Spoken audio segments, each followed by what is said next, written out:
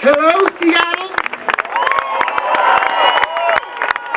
If you're voting to approve Referendum 71, can I get a hell yeah?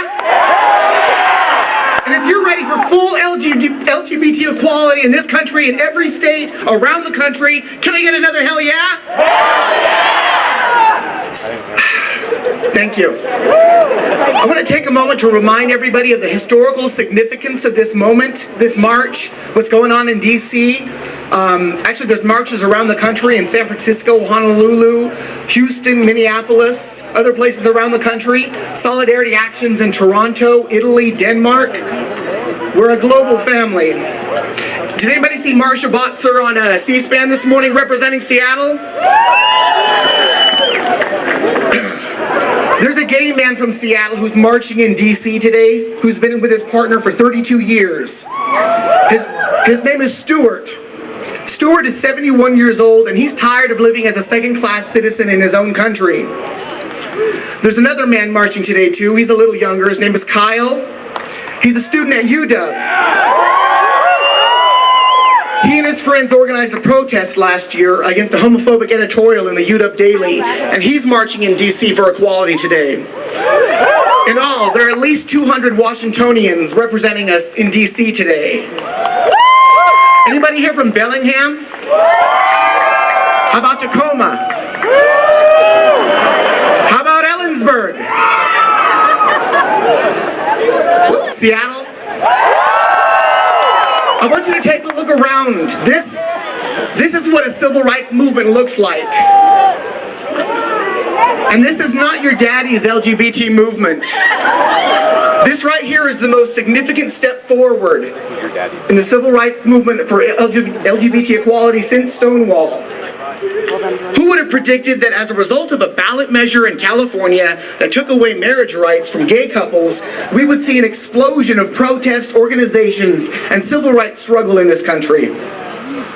When two gay men were arrested for kissing outside a Mormon temple in Salt Lake City, thousands of LGBT people and their straight allies organized kiss-ins to show that we demand the same treatment that straight people get.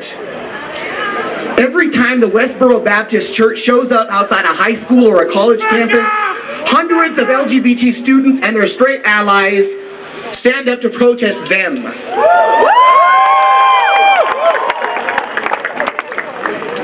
And when frat boys in Chicago learned that the Westboro Baptist Church was coming out, they responded in their own fashion. They hung a banner outside their window that said, "No tolerance for intolerance, straight hugging."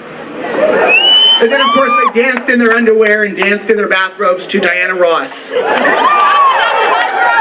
When two black lesbians who were having dinner at the Tasty Diner in Silver Spring, Maryland, got kicked out because they happened to touch each other in this family establishment, they didn't mope. They went back a week later to organize and protest and have a sit-in at that same diner. And when two shock jocks in Sacramento, California spent 2 hours on their morning radio show attacking transgender people and calling for the abuse of transgender kids, in the same year that two young boys, 12 and 11 years old, hung themselves because they were called faggot, people didn't take it. They wrote, they emailed, they made phone calls, they boycotted, and a week later, for the first time, I'm sure, in American history, those DJs came back on the air with transgender activists, and we had 2 hours of transgender education on drive time radio. That's never happened before. And it would not have happened without this movement.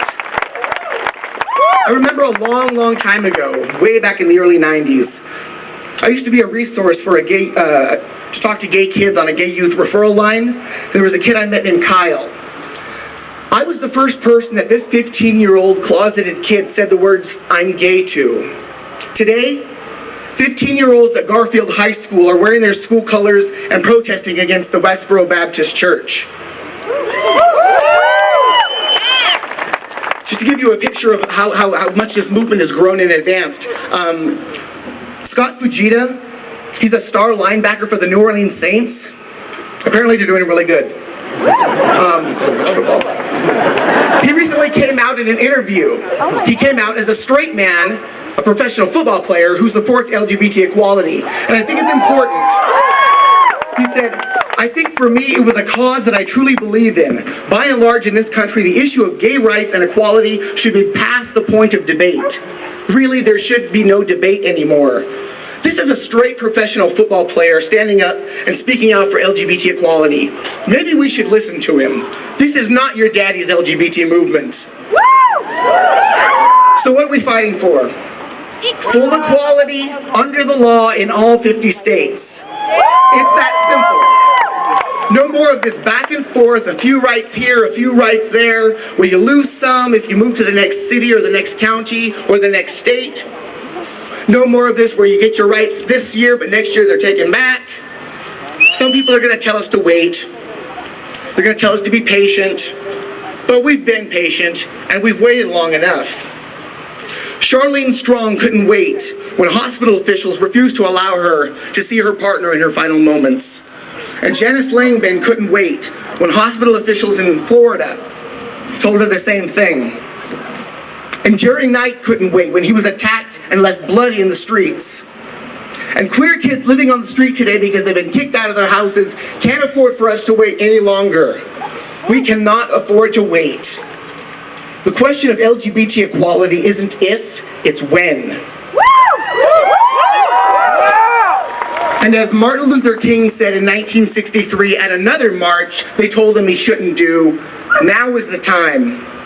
This is our Rosa Parks moment, and we are insisting on sitting at the front of the bus. Approve Referendum 71. Tell all your friends and all your families and all your co-workers to approve Referendum 71. Take these Approve Referendum 71 signs home with you, put them up in your window, put them up in your car, put them up at work. Let's make a goal of planning to meet in the streets of Seattle and around the country on November 3rd so we can celebrate another victory like we did last year.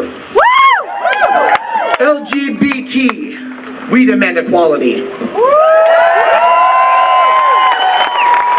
LGBT, LGBT, we demand equality. LGBT, We demand equality. So hopefully you